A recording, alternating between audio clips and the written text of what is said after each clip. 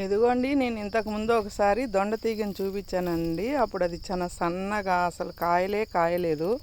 నేను ఆ రోజు మట్టి పోసానండి, దీనికి కొత్త మట్టి. ఆ మట్టి పోయడం వల్ల మట్టిలో అన్ని ప్రయోజనాలు ఉంటుంది అట్లా అనేసి పోసి నుంచి చాలాసార్లు కటింగ్ వచ్చిందండి. నాకు వీడియో తీయడానికైతే కుదరక నేను తీయలేదు. కాయలు కూడా చూడండి ఎంత బలంగా ఎంత వచ్చిందో.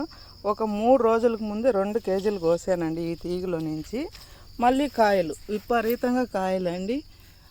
అసలు చెట్టు కూడా చాలా పెద్దదిగా తయారైంది చూడండి. కాయలంతా లోపలంతా ఉన్నాయి, లోపల కూడా ఉంది. ఇదిగోండి, చాలా బాగా కాస్తుందండి కాయలు. ఈ టౌన్లో ఉండేవాళ్ళు, టెర్రస్ గార్డెన్ చేసుకునే వాళ్ళు పెద్దగా ఎరువుల కోసం అంతా ఏం కష్టపడాల్సిన పని లేదండి.